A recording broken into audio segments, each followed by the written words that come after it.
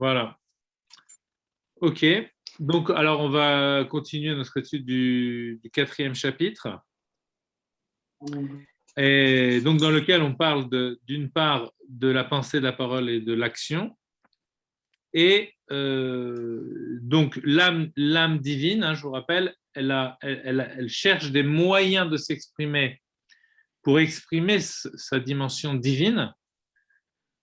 Et cette expression se passe par pensée, parole et action, exactement comme dans l'âme animale, hein, tout passe à chaque fois par pensée, parole et action. Mais là, il va falloir que ce soit des objets de pensée, des objets de parole, des objets d'action particuliers.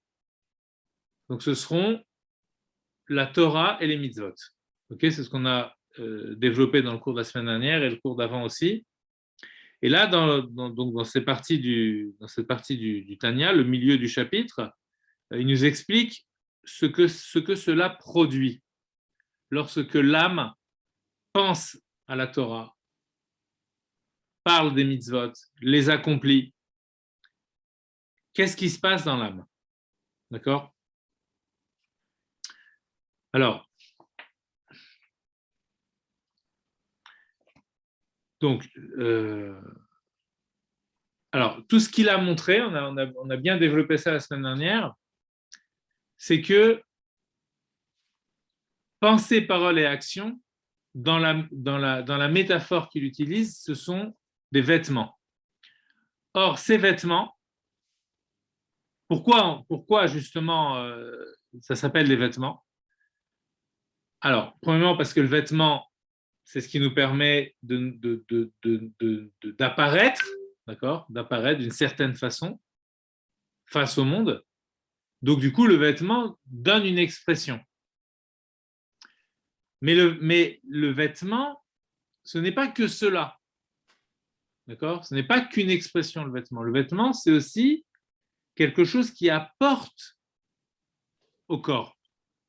Donc, si on creuse la métaphore du vêtement, on se rend compte que le vêtement donne un plus à la personne, apporte quelque chose à celui qui le porte.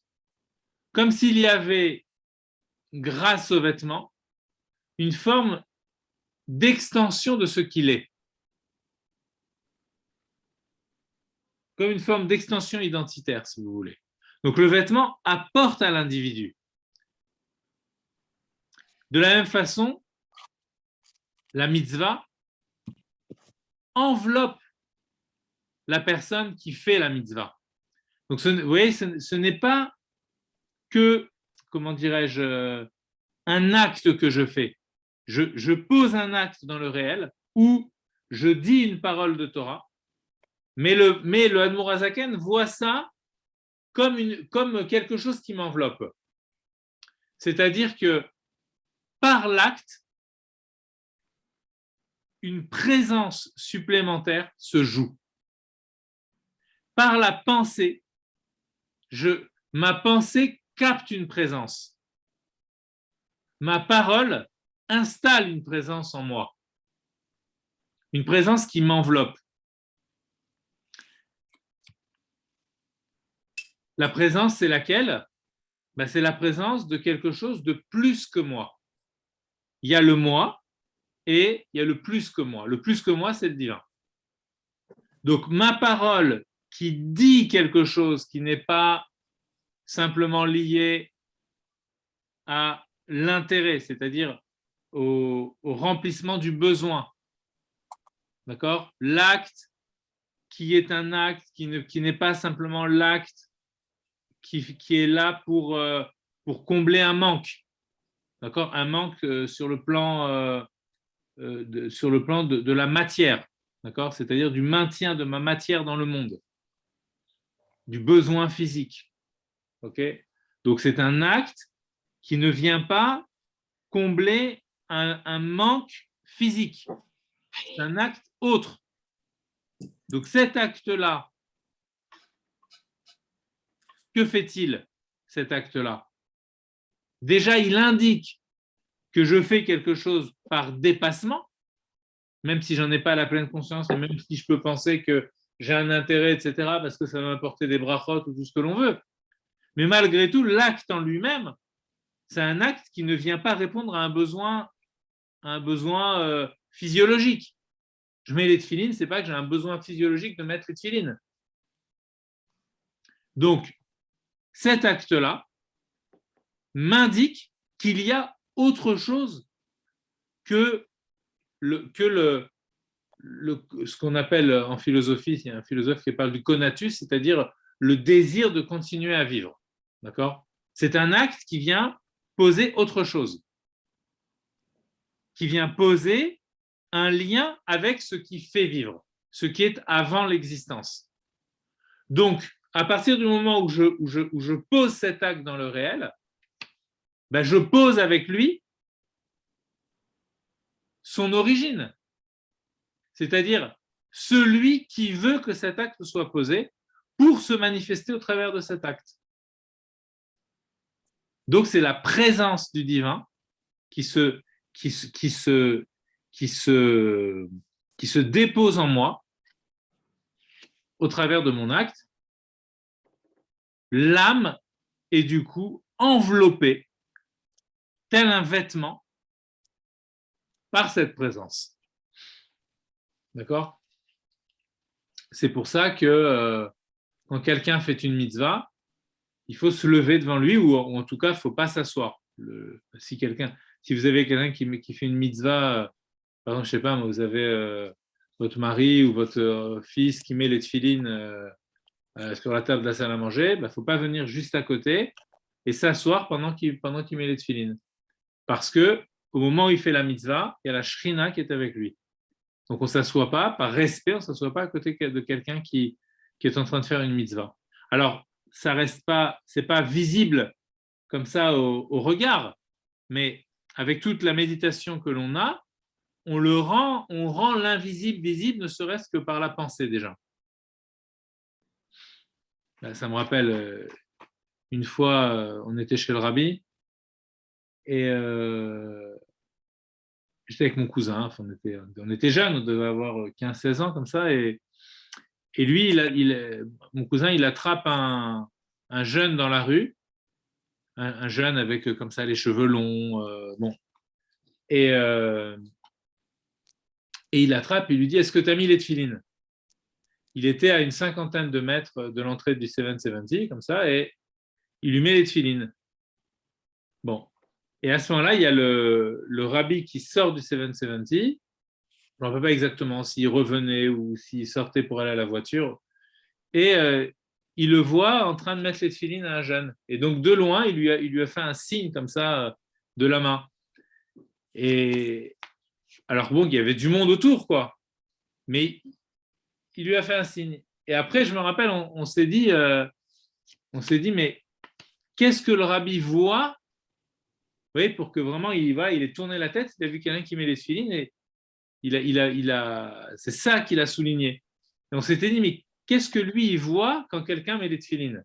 Vous voyez, qu'est-ce qu'il voit? Alors que bon, nous, on ne voit rien. Sans étudier beaucoup de chassidoute, on reste avec un regard, voilà, quelqu'un qui met un cube noir comme une fois, il y a un petit enfant non juif qui avait dû être invité à une bar mitzvah et il m'arrête dans la rue, il voit un religieux passer comme ça, il m'arrête en bas de la maison, hein.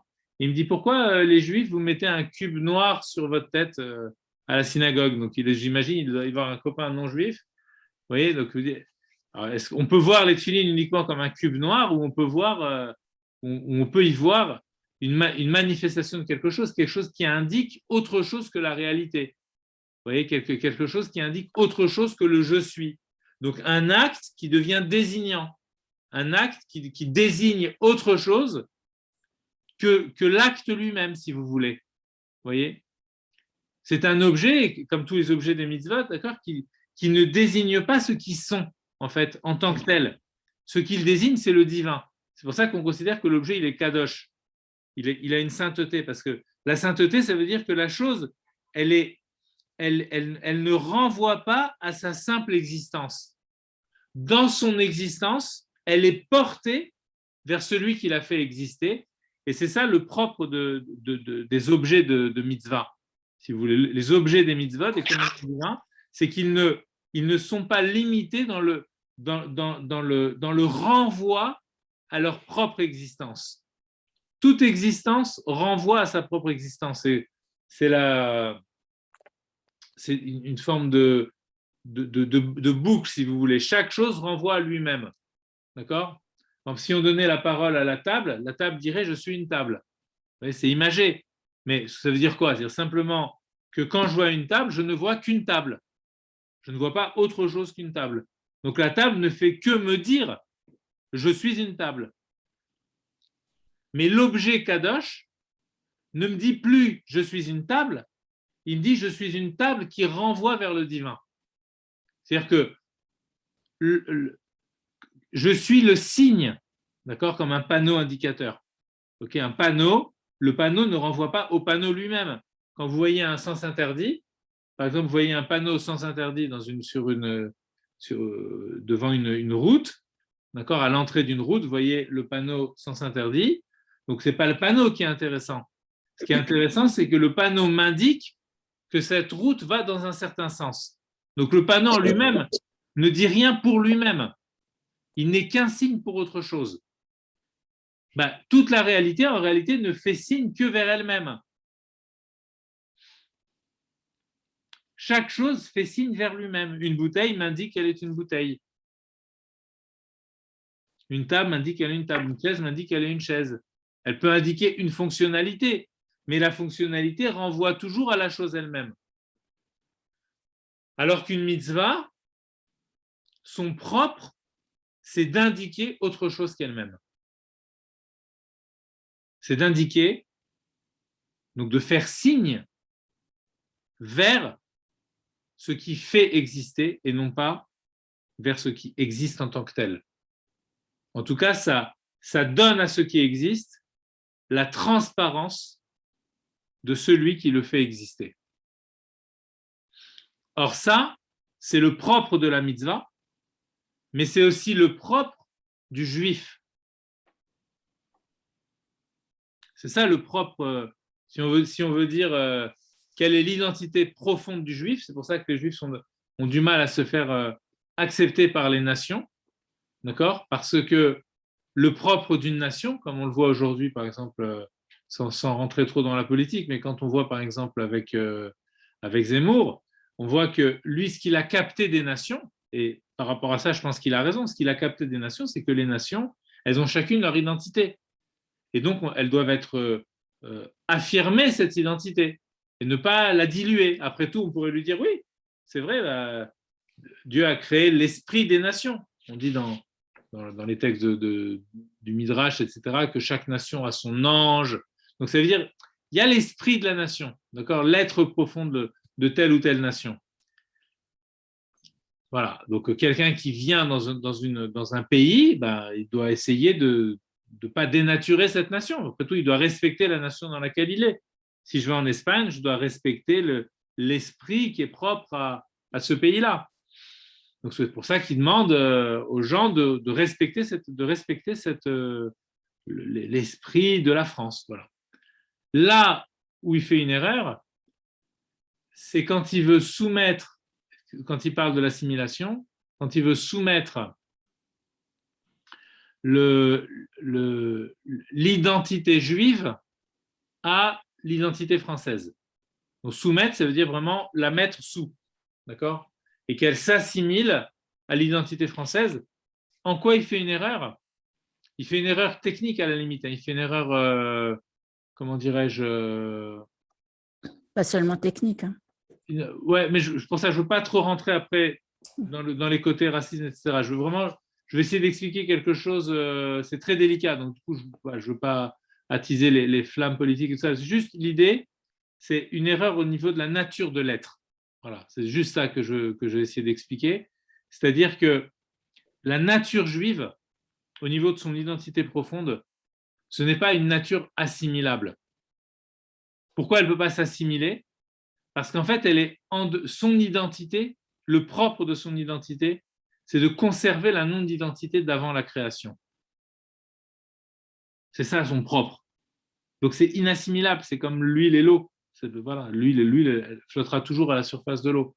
Ce n'est pas, je ne peux pas assimiler. Assimiler, ça veut dire fondre une identité dans l'autre. Mais ça ne peut pas s'assimiler. Ce n'est pas une question de revendication identitaire, de nationalisme ou quoi que ce soit. Il ne s'agit pas du tout de ça. Il s'agit de dire que l'âme juive, ce qu'on appelle l'âme juive qui s'exprime par les mitzvot, c'est quelque chose qui n'est pas assimilable. En elle-même, elle n'est pas assimilable. Parce que pour être assimilé, faut faire la mixion de deux substances qui vont pouvoir se mixer l'une avec l'autre. Vous voyez ?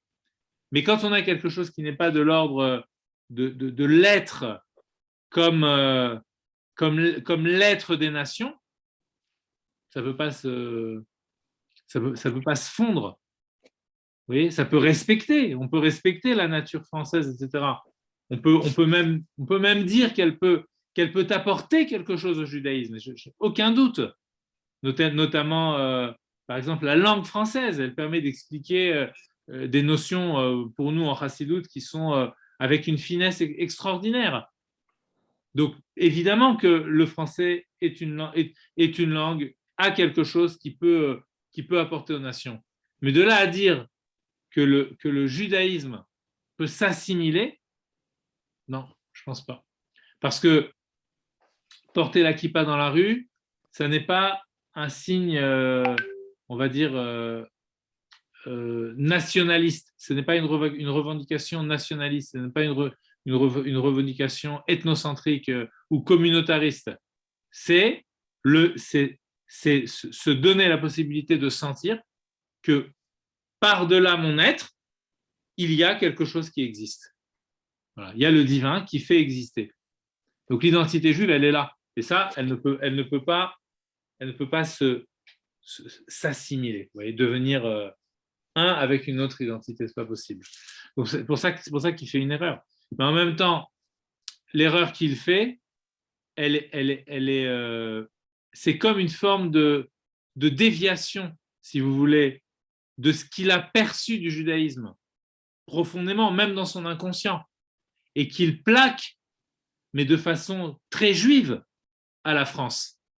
Vous voyez, si vous remarquez sa façon d'agir par rapport à la France, c'est très juif. Ça veut dire il y a l'être français qui est intouchable, et ensuite il y a les halachot, il y a toutes les lois qui vont faire exactement comme ce qu'on étudie ici. C'est ça qui est incroyable. Ça veut dire qu'il va y avoir toutes les lois qui vont protéger cet être-là qui est complètement virtuel, qui est même imaginaire, oui et non, il y a quand même une existence. Mais il y a cet être-là qui est la France, et ensuite, si tu es dans l'expression, dans le Marshava Dibur et Maaseh, dans pensée, parole et action de la France, tu es un bon citoyen, tu fais les mitzvot de la France, mais sinon, c'est les lota assez, les ne fais pas. À ce moment-là, tu n'es plus français, donc si tu n'es plus français, ou tu n'acceptes plus l'être français, donc du coup, tu peux que partir.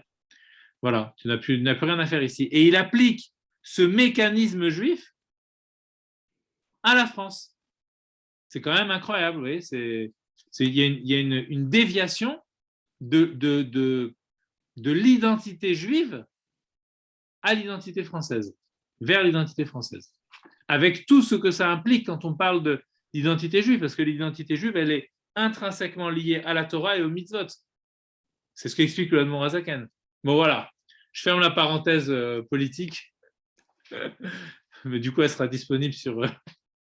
Je la coupe ou je la coupe pas, celle-là? Franchement, je suis content parce que c'est quelque chose que je voulais... Je m'étais plusieurs fois demandé si j'allais faire une vidéo pour répondre un petit peu à tout ce qui se dit. Voilà, j'avais vraiment envie d'en parler et donc du coup, là, ça a été l'occasion de parler d'identité identité juive et identité française. Voilà.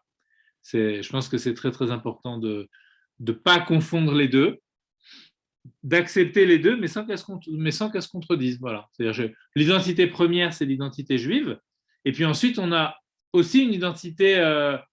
oui, regardez, par exemple, les Juifs qui viennent de Tunisie, etc., ils se disent je suis juif tunisien. Et ils tiennent à cette identité de Tunisie ou d'Algérie ou du Maroc, etc. On y tient aussi à cette identité. Sauf que on sait très bien que c'est une identité d'acquisition et ce n'est pas une identité et ce n'est pas l'identité substantielle, si vous voulez, l'identité intrinsèque, profonde, absolue, si vous voulez. C'est une identité d'acquisition qui nous apporte quelque chose et qui est importante, bien entendu, mais on ne doit pas s'enfermer dans cette identité. C'est très, très important. Voilà. Donc, espérons que je ne sais pas comment il s'appelle, Moshe Zemmour, j'ai entendu plusieurs prénoms, je ne sais pas si c'est Moshe, Marlouf, j'ai entendu aussi. Bon. Non, pour moi, l'identité, excusez-moi, là, quand on dit l'identité juive, quelque part, son identité, c'est bien par rapport à la halakha, au Torah Mitzvot, mais c'est surtout pour se rapprocher d'Hachem. C'est pas pour se faire élire ou c'est pas pour soi-même. Non, mais ce que je veux dire, c'est que même s'il transpose inconsciemment, il transpose comment dirais-je, ce qui est en lui par nature, c'est-à-dire son identité juive. Et il sait très bien, comment ça que l'identité juive, elle s'exprime par la Torah et par les mitzvot.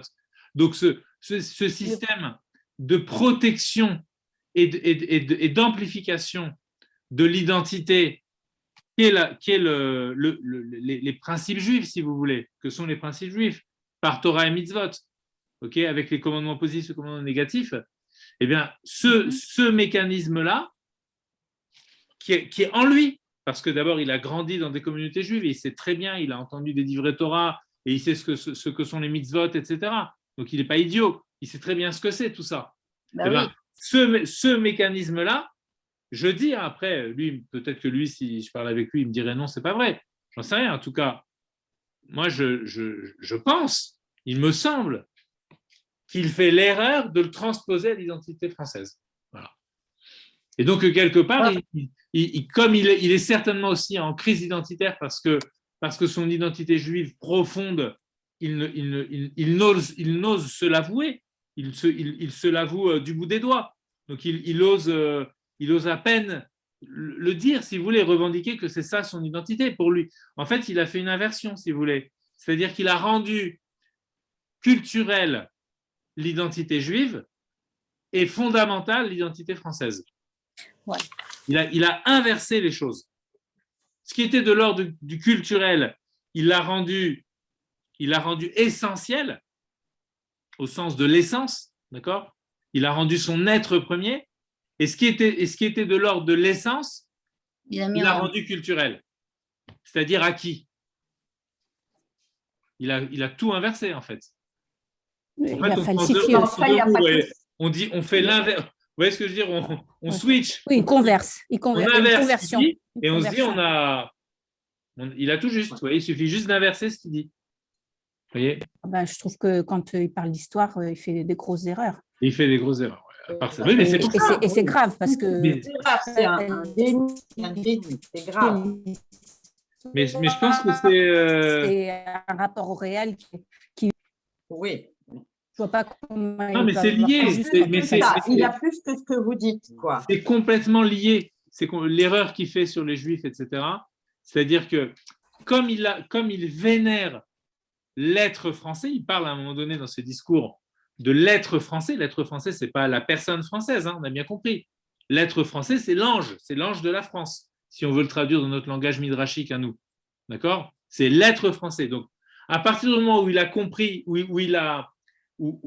il vit dans son esprit, dans sa tête, il y a l'être français, et c'est celui-là qu'il faut protéger, coûte que coûte. D'accord ? Alors, à ce moment-là, il va le protéger, même historiquement. Et donc, il va dire, oui, mais la France n'a pas été interrompue avec Pétain. C'est ça qu'il veut dire. Or, là où il fait une erreur, regardez, parce que vous savez que quand le général de Gaulle, il est parti, parce que lui, il tient du général de Gaulle, d'accord ? Il se pense comme une forme de continuateur du général de Gaulle. Mais je pense qu'il fait une erreur aussi, je n'y connais pas autant que lui en histoire. Mais il y a quelque chose que j'ai entendu sur le général de Gaulle, c'est que quand il est parti de France pour aller en Angleterre, il était accompagné d'un ami dont je ne me souviens plus le nom. Et à un moment donné, cet ami lui dit, mais mon général, vous êtes d'accord que la France de Pétain, c'est pas la France? Bah oui, la France, c'est pas ça. Ok, très bien. Mais alors, c'est quoi la France? C'est quoi la France? Aujourd'hui, c'est quoi la France?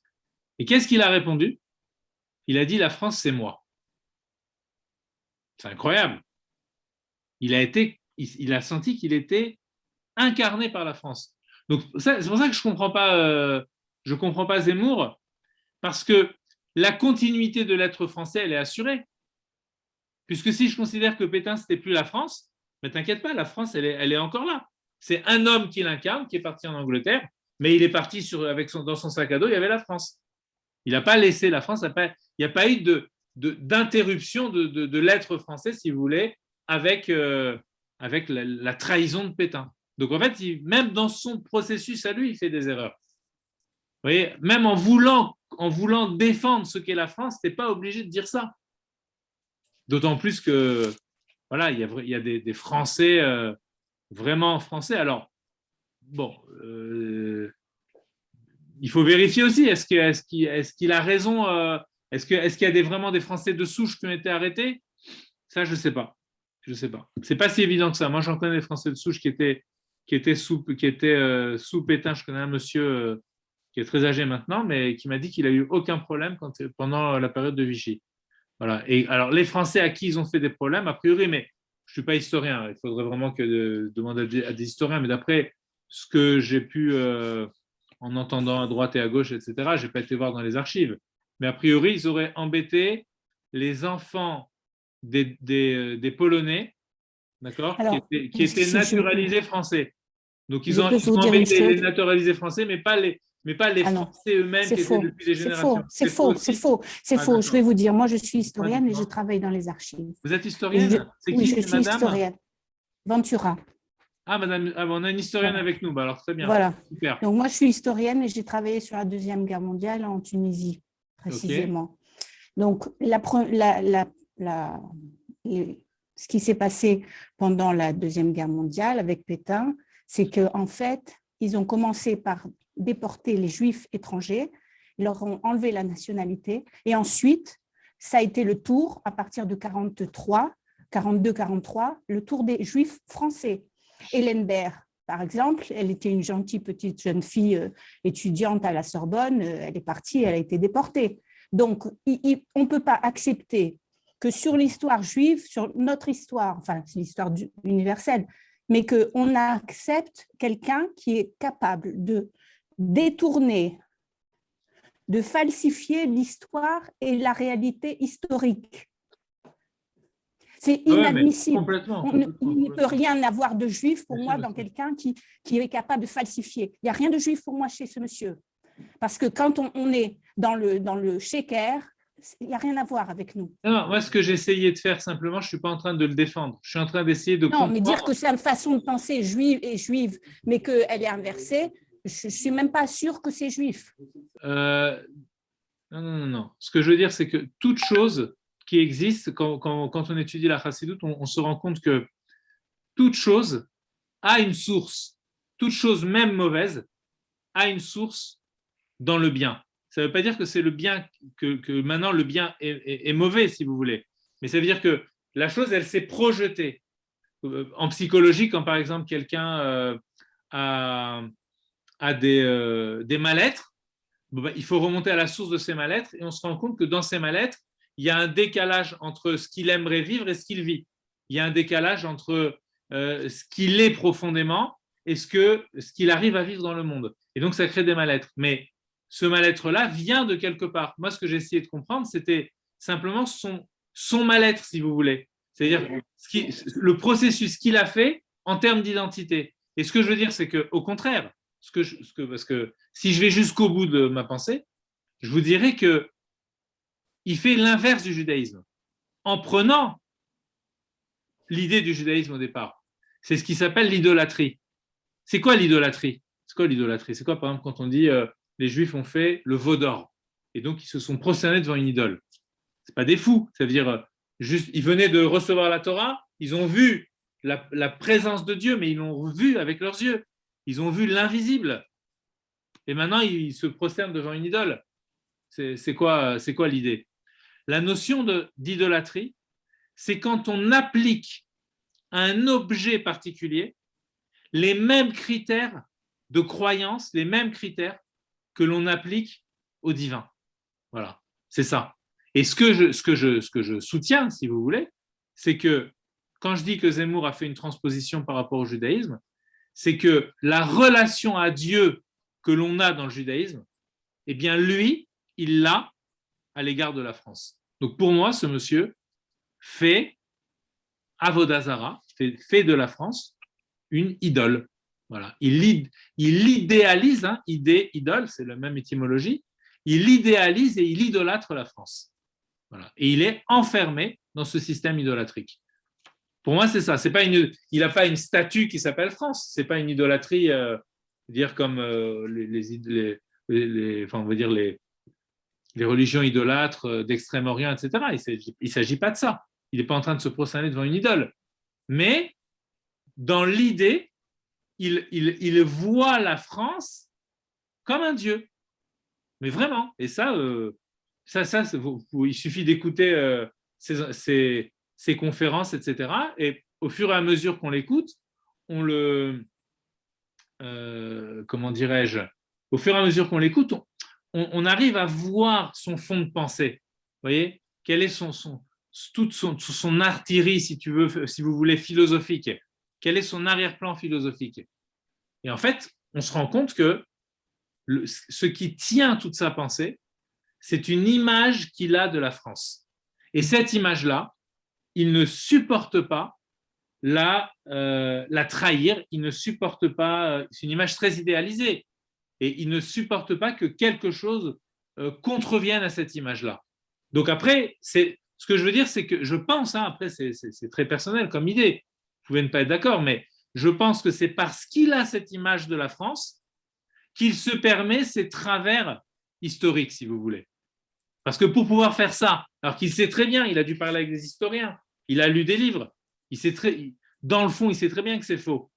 Mais il se masque la vérité donc, historique que vous avez travaillé sur des personnes, etc. Donc on voit bien que historiquement, c'est complètement faux ce qu'il dit. Mais lui, comment il fait pour se masquer cette vérité? Ce que j'essaye de comprendre. Comment il fait pour s'aveugler par rapport à ça? C'est parce qu'il a quelque chose qui l'aveugle. Et ce qui l'aveugle, c'est l'image qu'il a de la France. Voilà. Qui est une image surréaliste, qui n'est même pas la véritable image de la France. Parce qu'on pourrait dire, pourquoi tu fixes que la France, elle est ce qu'elle est à partir du XXe siècle? Prends la France du XVIe siècle et dit, il ne faut pas que l'identité française du XVIe siècle bouge. Mais à ce moment-là, on s'habillerait comme au XVIe et comme au XVIIe. On reviendrait à la vestimentation avec les chapeaux comme ça, etc. Vous voyez, il ne comprend pas que l'identité française, elle peut rester la même tout en étant en mouvance.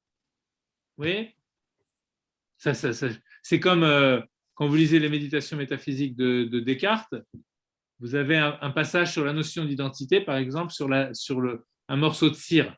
Il est là devant un morceau de cire et il dit, mais ce morceau de cire, c'est quoi? Il y a un morceau de cire. Le morceau de cire, il est dur.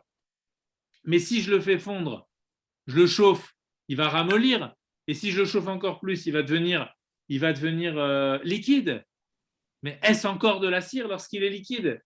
Et il se rend compte, on n'arrive pas à définir ce qui fait l'identité d'une chose. Et pourtant, c'est une chose qui est beaucoup plus figée que ce dont nous parlions, si vous voulez, dans l'identité juive. Mais en fait, on se rend compte que cette notion, ce qu'on a dans l'identité juive, qui n'est pas une identité déterminée, en réalité, il y a des étincelles de judéité, si vous voulez, d'identité juive dans toute l'existence, notamment là, dans ce morceau de cire de Descartes. C'est-à-dire que dès qu'on voit que quelque chose finalement ne peut pas être défini, c'est ce qu'on appelle l'étincelle divine qui est dans la chose.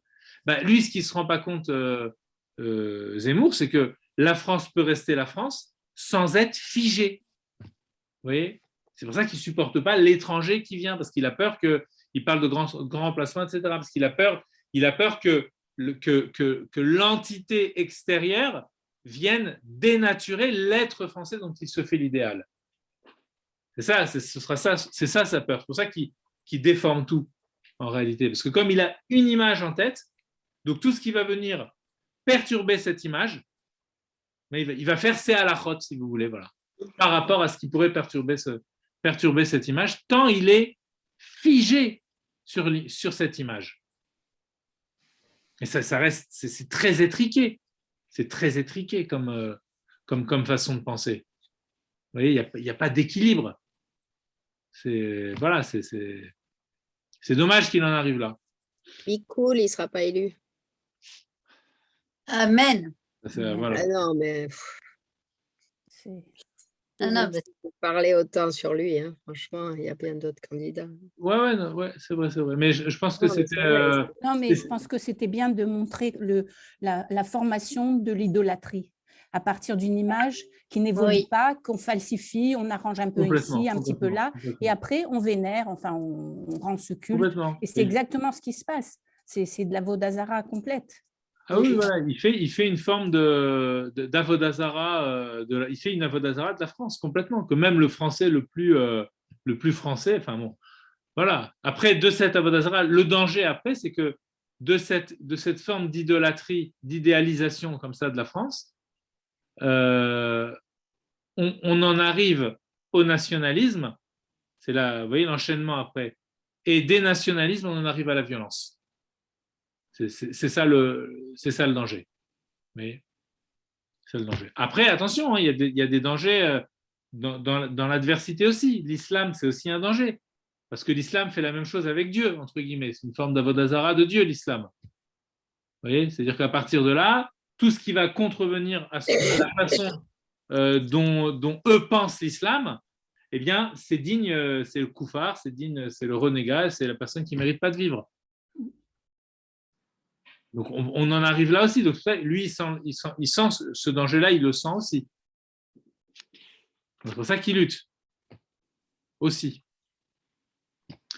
Bon, voilà, hein, nous vivons dans un monde très complexe. C'est pas évident d'avoir de la lucidité dans tout ça. Moi, je vous ai donné mon opinion. Après, elle vaut ce qu'elle vaut. Hein. Je veux dire, il peut y avoir des gens qui sont contre ce que je viens de dire. Il y en a certainement.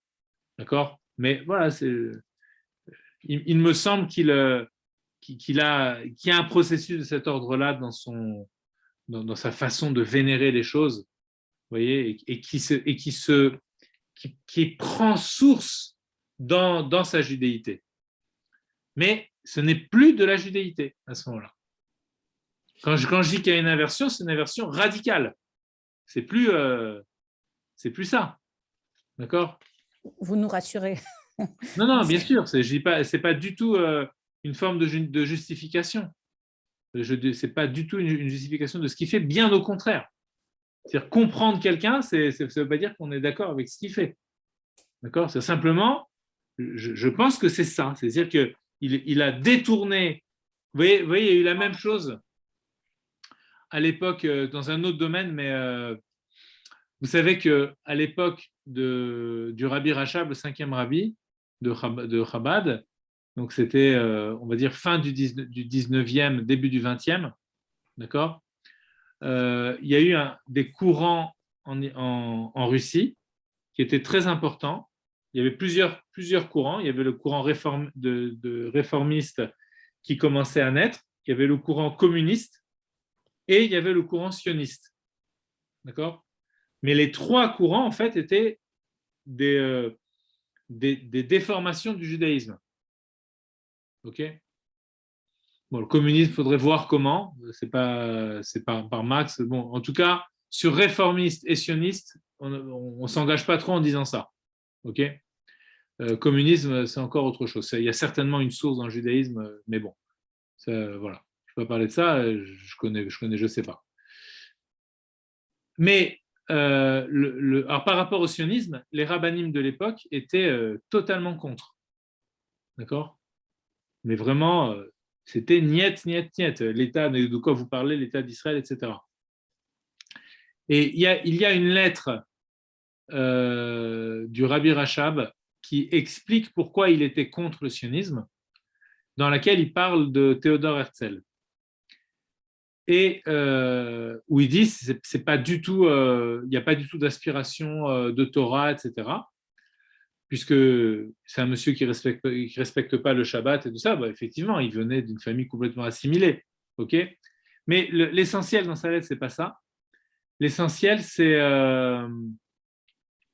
de dire que ce qu'a fait le courant sioniste et ce qu'il était en train de faire à l'époque et qui continue à se faire même aujourd'hui, il ne faut pas croire, hein, même si aujourd'hui il y a une autre tendance qui est née, c'est qu'il y a eu un détournement. Et le détournement, le Rabbi Rachab nous dit que, en fait, le courant sioniste a détourné l'amour naturel que le juif a pour la Torah vers un amour nationaliste. C'est-à-dire qu'en fait, ils ont rendu nationaliste le judaïsme. Or, le nationalisme, c'était vraiment le problème de l'époque. Vous qui êtes, Madame Ventura, vous me direz si je me trompe, mais il me semble bien que la Première Guerre mondiale est née des résurgences du nationalisme. Et qu'ensuite, même la deuxième, c'est la tentative d'écrasement de la nation allemande qui a propulsé le nationalisme allemand. Le nationalisme, c'est l'identité multipliée par une nation. Nationalisme. Donc, c'est la défense d'une identité à l'échelle de la nation. Donc, quand on touche au nationalisme, c'est extrêmement virulent. D'accord ? Et ce que dénonce le Rabbi Rachab, c'est que justement, toute cette puissance-là de s'identifier à la Torah, ben maintenant, on l'a réduite à simplement une nation, mais une nation au sens européen du terme, au sens où on défend notre bout de gras. Quoi. Voilà, nous, on est français, nous, on est italien, nous, on est allemand, nous, on est ceci, et nous, on ne se mélange pas aux autres, etc., etc. Comme dans la fameuse chanson, la Strasbourgeoise. Vous voyez ? Donc, c'est vraiment... le nationalisme implique, le nationalisme poussé à l'extrême implique la dissociation. D'accord ? Alors que la Torah, c'est l'ouverture vers le divin. Alors que le nationalisme, c'est l'enfermement dans une identité. Donc c'est très grave d'avoir voulu réduire le judaïsme à un nationalisme. Vous voyez ? Donc c'est ce qui dénonce tout ça pour vous dire que ces détournements du judaïsme, ils existent, voilà, ça a toujours existé. Et là, Zemmour, il est en train de faire un détournement, mais d'une autre façon encore. Ce n'est pas par rapport au nationalisme sioniste, c'est par rapport au nationalisme français. C'est encore un autre niveau encore, c'est autre chose. Oui, voilà. Je ne sais pas si vous êtes d'accord avec moi ou pas, mais bon. Alors, moi, c'est très intéressant parce que j'ai souvent essayé de comprendre comment la particularité juive de Freud avait imprégné tout un système de pensée qui avait donné lieu à les débuts de la psychanalyse, etc. Et je me suis souvent posé la question, et je me pose toujours la question d'ailleurs, de comment traduire dans des termes juifs tous les concepts de psychanalyse. Parce que au final, il se disait athée, il revendiquait son judaïsme, mais de manière très très light. Et je trouve ça intéressant parce que au final, oui, c'est exactement ça. Alors, quand vous parlez, là maintenant, voilà, on reste, on va dire, dans la même idée de détourner de quelque chose de juif, mais... détourner, mais en même temps, ce n'était pas détourner chez Freud, c'était dire les choses de manière c'était très juif, sa façon d'étudier et de lire et de comprendre la psyché humaine, sans dire que c'était juif. Vous voyez, sans dire que c'était... D'ailleurs, il a dit à la fin de sa vie que s'il avait étudié la Torah, il aurait compris d'autres... je l'ai lu, je ne sais plus, c'était pas dit exactement comme ça, mais s'il avait étudié la Torah, il aurait compris des choses encore plus rapidement et peut-être plus facilement. Et quand on étudie la psychanalyse de l'origine, en fait, de comment il a réfléchi à tout ça, on voit bien que c'est très juif. Vous voyez, c'est à l'inverse de ce que vous disiez sur Zemmour, mais on voit vraiment que c'est très juif sa façon de penser, d'analyser, de conceptualiser.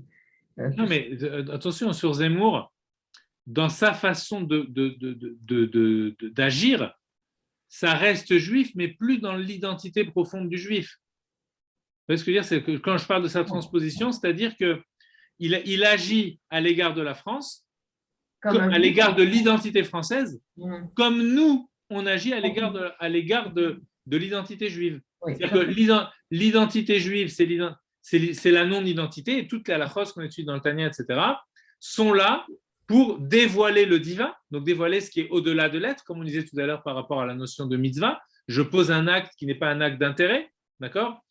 Et par rapport au commandement négatif, attention, si tu fais ça, tu vas abîmer ton identité profonde. Ce que je dis, c'est que cette façon de faire dans le judaïsme, d'accord, lui, il l'a fait, il l'applique à l'égard de l'identité française.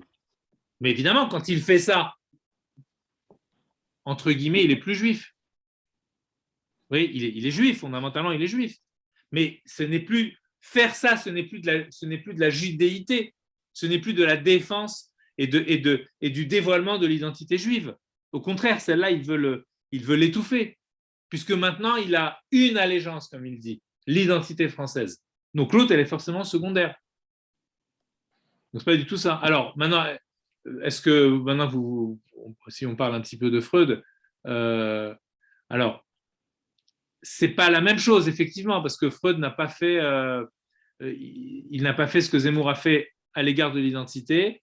Freud n'a pas fait ça à l'égard du. C'est même pas sûr, hein, parce qu'il y a des textes où il refait, où il reparle de Moshe, etc., Moïse, et sous une forme un petit peu mythologisée, etc. Donc, il a traduit à sa manière à lui. Voilà, il a fait des choses aussi un petit peu risquées. Après, le parallèle ne peut pas être vraiment tout à fait respecté, effectivement. Mais on va dire que ce qui reste peut-être de juif chez Freud, c'est cette capacité d'aller interroger l'intériorité. Voilà. D'accord. Voilà, bon, d'aller interroger, d'essayer d'aller retrouver les choses. Bon, alors. Et excusez-moi. Oui. Oui, au niveau du sionisme, oui. C'est tout à fait. Oui, vous avez parlé aussi de nationaliser. On parle beaucoup de choses aujourd'hui, c'est vrai. Ouais, voilà. De mettre un titre. Ce sera difficile de mettre un titre à la vidéo. Hein. Ce sera. Bah oui, c'est vrai que le fait de Retour à Sion a été mis à part. Par exemple, moi, dans ma jeunesse, je faisais partie d'un groupe du Bnei Akiva qui avait comme but, comme idéal, Torah et Avoda. Et le Avoda, c'était aller en Israël, c'était monter en Israël. Le Bnei Akiva. Donc, c'est vrai que cette notion… aussi, il y avait, oui, bien sûr. Cette notion comment dire, de retour à Sion, eh bien, c'était devenu un idéal sioniste.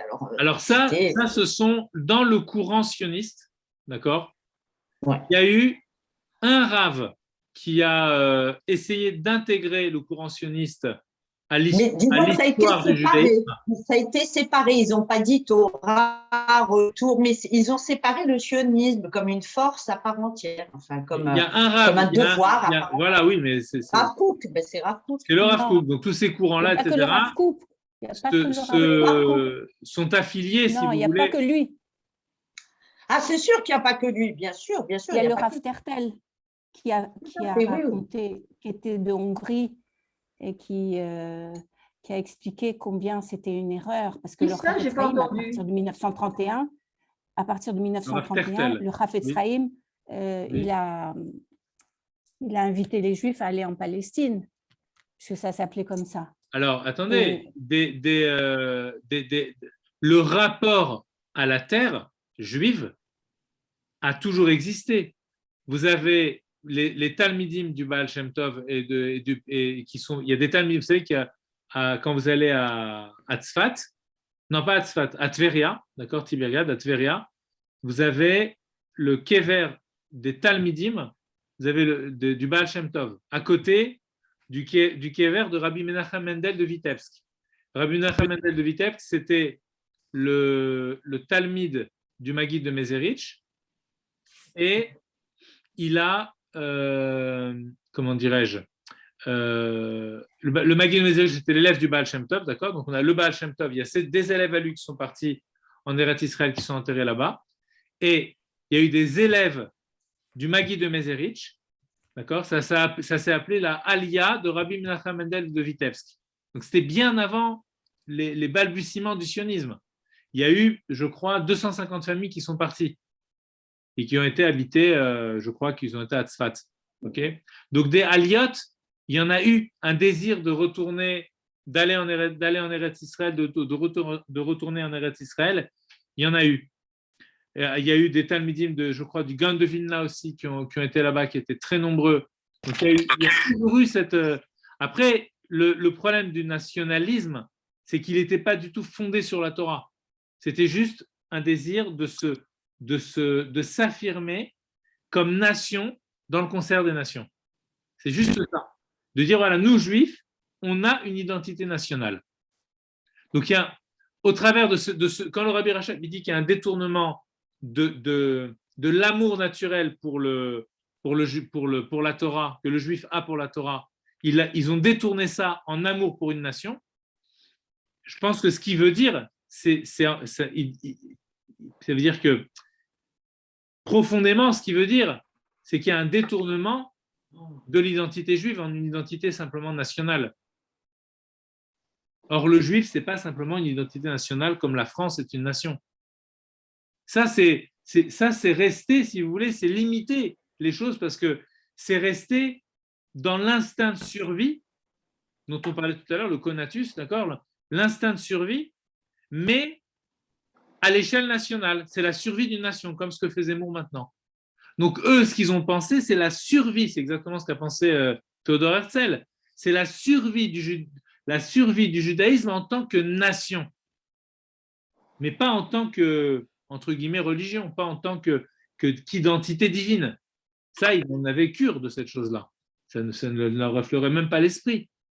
Que l'identité juive, elle était au-delà de l'identité nationale. Si mon identité nationale, comme à l'époque des rois, etc., d'Israël, de David Amelech, etc., elle est fondée sur le rapport au divin, à ce moment-là, très bien. C'est une nation qui s'appuie sur quelque chose qui la transcende, si vous voulez. Donc, elle n'est pas comme les autres nations. Elle est ce qu'on appelle le Am Kadosh, le peuple saint, le Mamlechet Kohanim. D'accord? Un royaume de prêtres. Là, oui. Mais là, on n'est plus un royaume de prêtres. On est un royaume d'Américains, si vous voulez. Mais comme les autres nations. Donc, c'est ce qu'il avait prévu. Après, le rabbi a eu, je ne dis pas une autre perspective. Je veux dire, il a eu une autre attitude. C'est que le rabbi, il a eu une attitude d'accompagnatrice. C'est-à-dire de se dire, de toute façon, c'est un fait irréversible. Maintenant, c'est là. Maintenant, si c'est là, c'est que c'est la volonté de Dieu. Donc, il ne parlait pas de Médina, etc. Il parlait d'Eretz Israël. Il parlait de la terre d'Israël. Maintenant, qu'est-ce que je fais avec cette terre qui est là? Est-ce que c'est vraiment Dieu qui a voulu nous la redonner, etc. Donc, il dit, oui, la preuve, il y a eu des missimes, il y a eu des miracles, la guerre des 6 jours, etc. Il y a eu beaucoup de choses, même à la guerre d'indépendance. Donc, maintenant que c'est là, on ne rend plus rien. Maintenant que c'est à nous, ce qu'on a récupéré, on le garde. Après, quand ma chair viendra, Dieu va tout nous redonner. Il n'y a pas de souci. Et maintenant, qu'est-ce qu'on fait avec ce problème de l'identité? Qu'est-ce qu'on fait? Puisque finalement, il y a un détournement de l'identité. Alors, j'envoie des fourmis travailleuses en Israël. J'envoie des personnes qui vont redonner, recoudre le tissu de cette identité déchirée. J'envoie des fourmis. Voilà. Et qui, eux, vont faire un travail de fourmi. On va aller dans tel petit village, avec tel petit kibboutz, telle petite ville, tel petit quartier, et qui là-bas vont reconstituer le tissu de l'identité juive. Il il n'a pas cherché à s'opposer. Vous voyez, c'est pour ça que les Neturei Karta, etc., ils se trompent complètement. Parce que les sionistes, ils sont même d'accord avec l'Iran, ils vont s'associer avec le diable. Ils se trompent complètement. Parce que ce n'est pas comme ça qu'il faut travailler. Comme ça, tu ne vas rien gagner. Il y a un problème. Maintenant, on a un État. C'est déjà une chose. Il y a un État. Il y a des gens qui sont là. Il y a des choses qui sont en place. Tu ne peux pas nier la réalité. La réalité, elle est là. On n'est pas fou pour nier cette réalité. Maintenant que je sais que c'est cette nouvelle réalité, qu'est-ce que je fais avec cette nouvelle réalité? Ben voilà, on va étudier la Chassidoute, on va étudier la Torah. On va organiser des cours et on va faire en sorte que l'identité nationale, elle se remue, d'accord, remuer, elle mue à nouveau vers une identité divine. Et là, on aura tout gagné, parce qu'on aura un lieu sur la planète Terre où il fera bon être juif, comme on peut le ressentir parfois même dans certaines villes en Israël où il fait bon être juif. Quoi. Vous voyez, on a fait notre Shabbat, on est bien, vous voyez.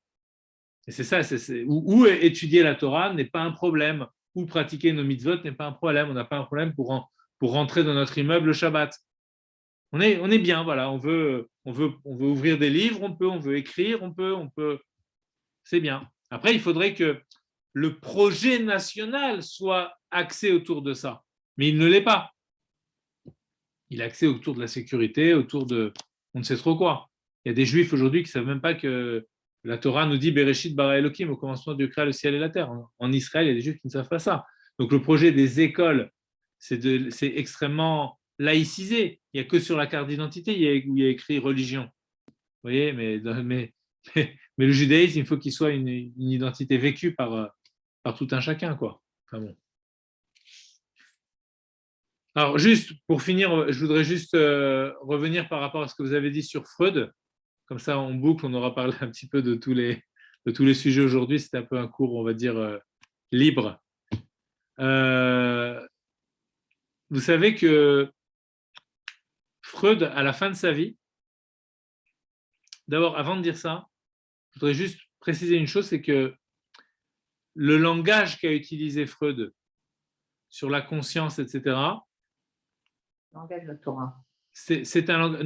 Non, parce que l'inconscient, on ne voit pas, il n'y a pas, je ne dis pas la notion d'inconscient, mais le terme d'inconscient n'apparaît pas.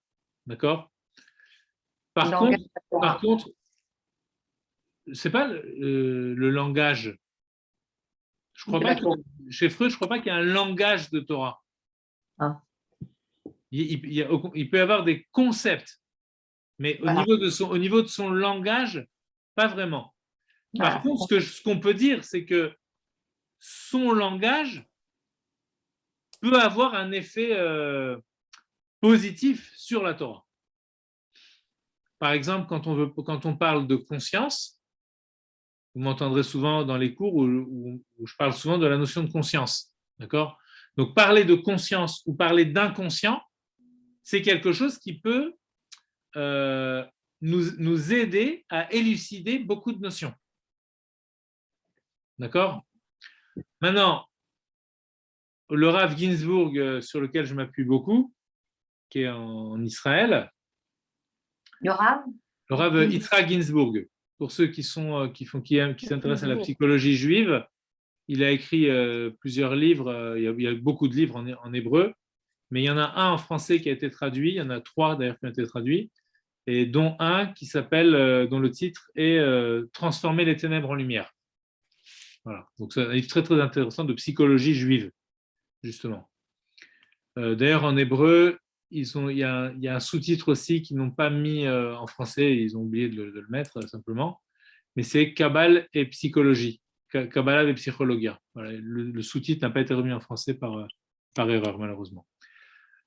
Alors, lui, ce Rav Ginsburg, soutient que l'inconscient dont parle Freud, c'est l'inconscient de l'âme animale.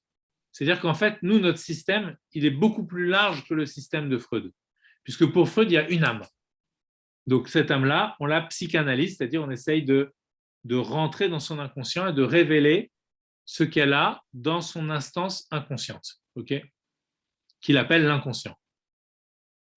Donc, c'est là-bas qu'il va voir ce qu'on appelle les tendances psychiques, c'est-à-dire tous les désirs, okay, et il va avoir deux topics, comment dirais-je, deux structures, il va revoir sa structure à deux fois, si vous voulez. La structure du nefesh qu'il va décrire par une topique, c'est-à-dire par une description spatiale de l'inconscient, okay, comme une chambre, etc., une chambre qui se casse vers une autre chambre, ou comme un iceberg qui a une partie cachée en dessous de la mer, etc. Okay, voilà. Alors, s'il y a l'inconscient de l'âme animale, c'est qu'il y a aussi l'inconscient de l'âme divine. Et c'est là que son vocabulaire peut nous intéresser. Parce que tout ce qui va être de l'ordre du kéter de la couronne, on pourra dire dans notre vocabulaire que ça fait partie de l'inconscient. Alors lui, Rav Ginsburg, il va former un vocabulaire aussi particulier qui s'inspire du vocabulaire de Freud, mais qui le dépasse quelque part. Donc il va parler par exemple de surconscient, là où Freud parlait de subconscient. Vous voyez ? Pour parler de l'inconscient de l'âme divine, il va parler de surconscient. Donc ce qui est au-dessus de la conscience. Donc c'est inconscient, c'est l'inconscient, sauf que c'est un inconscient qui a d'autres tendances. Vous voyez ? Donc les tendances psychiques de l'âme animale, ce sont des tendances qui sont liées avec l'instinct de survie, alors que les tendances... Ce sont les pulsions les pulsions, exactement, les pulsions. Et les tendances les désirs inconscients de l'âme divine, ce sont des désirs non pas d'être, mais de non-être. Alors pas de mort, mais de non-être, c'est-à-dire de se fondre dans l'être divin, c'est-à-dire dans ce qui est au-delà de l'être. Donc ça, c'est Freud. Et non, ça, c'est la chassidoute, si vous voulez, qui est bien développée par la chassidoute de Rav Ginsburg. Et alors, sur Freud lui-même, ce que je voulais vous dire, je ne sais pas si c'est avec ça peut-être ce que vous avez dit par rapport à la Torah, mais il y a une chose qu'il avait dit, je l'avais lu clairement dans une lettre de Freud, je n'ai plus la référence malheureusement, mais vers la fin de sa vie, donc je pense que c'était en 36 ou 37, d'accord, entre 36 et 38, il a perdu un ami proche, donc il faisait vraiment partie de son cercle, de son premier cercle. Et donc il écrit à une femme qui devait être peut-être la belle-sœur ou la femme, je ne me souviens pas de cette personne qui est décédée, donc à une proche de ce défunt-là. Et dans cette lettre, donc on comprend que cette personne était juive, qui est décédée. Et il dit, pardon ? Je dis tout son cercle oui, d'amis était juif. Il y avait très peu, à part Jung, c'est tout. Mais même pas Jung, il était juif aussi, je crois. Non, il n'était pas juif. Il n'était pas juif, donc il n'y a que Jung. Protestant, mais il était, justement, lui, il a développé quelque chose de différent par rapport à Freud, qui est très intéressant. Oui. C'est l'inconscient collectif. C'est vraiment très intéressant, d'ailleurs, parce que même s'il n'était pas juif, il a aussi... Il était influencé par Freud. Oui, complètement. Alors, lui, ce qu'il dit, ce qu'il dit dans cette fameuse lettre, il dit, à peu près en ces mots-là, il dit « Il y avait chez lui comme chez moi », je cite à peu près mot pour mot, avec peut-être quelques erreurs. Mais en tout cas, dans l'idée, c'est ça. Il y avait chez lui comme chez moi un je ne sais quoi miraculeux, fondamentalement juif, qui a jusqu'à présent, il me semble qu'il dit jusqu'à présent, toujours échappé à l'analyse. Donc Gainsbourg, il pense que on pourrait dire, d'après l'analyse de Rav Ginsburg, que ce je ne sais quoi dont vous parlez, ça serait la partie de l'âme divine. Ouais, moi, je le pense. Je n'ai pas vu ça écrit clairement. Oui, mais c'est ce que vous proposez. Mais votre proposition. Quand il dit, quand il dit un je ne sais quoi miraculeux, il faut le faire. Hein. Ouais. Miraculeux, c'est incroyable. Alors même qu'il se disait athée.